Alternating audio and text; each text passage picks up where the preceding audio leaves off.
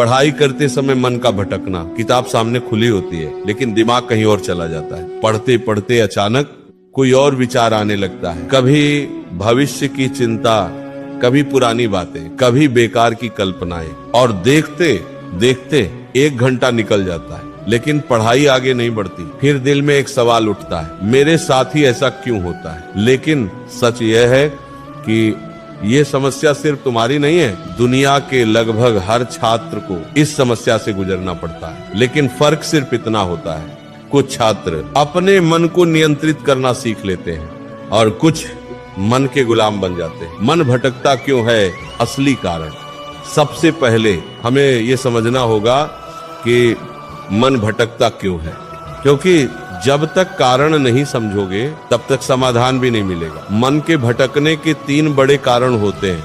पहला कारण लक्ष्य का स्पष्ट न होना। जब इंसान को यही नहीं पता होता कि वो क्यों पढ़ रहा है तो उसका मन पढ़ाई में टिक नहीं सकता।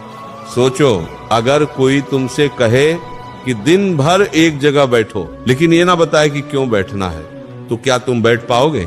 नहीं, क्योंकि जब उद्देश्य नहीं होता तो मन स्थिर नहीं रह सकता। इसी तरह अगर छात्र को ये स्पष्ट नहीं है कि वो पढ़ाई क्यों कर रहा है तो मन बार बार भटकेगा।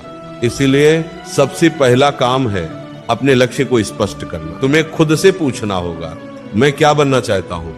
मेरा सपना क्या है? मैं अपने माता पिता को कैसी जिंदगी देना चाहता हूँ? जब ये सवाल दिल को छूने लगते हैं तो मन धीरे धीरे स्थिर होने लगता है। दूसरा कारण मन की आदत। मन एक बच्चे की तरह होता है, अगर तुम उसे हर समय भटकने दोगे तो वह भटकने का आदी हो जाएगा, और अगर तुम उसे अनुशासन में रखोगे तो वह अनुशासित हो जाएगा। कई छात्र दिन भर इधर उधर की चीजों में मन लगाते हैं और फिर अचानक पढ़ाई में मन लगाने की कोशिश करते हैं, लेकिन मन तुरंत नहीं बदलता।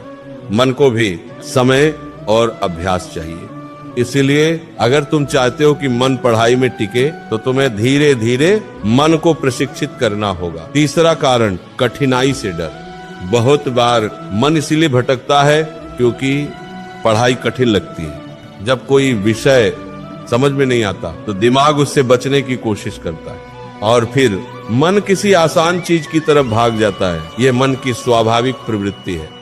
मन हमेशा आसान रास्ता ढूंढता है, लेकिन जीवन का नियम यह है, जो कठिन है वही तुम्हें आगे ले जाता है। मन को एक जगह टिकाने का तरीका। अब सवाल है, मन को कैसे रोका जाए?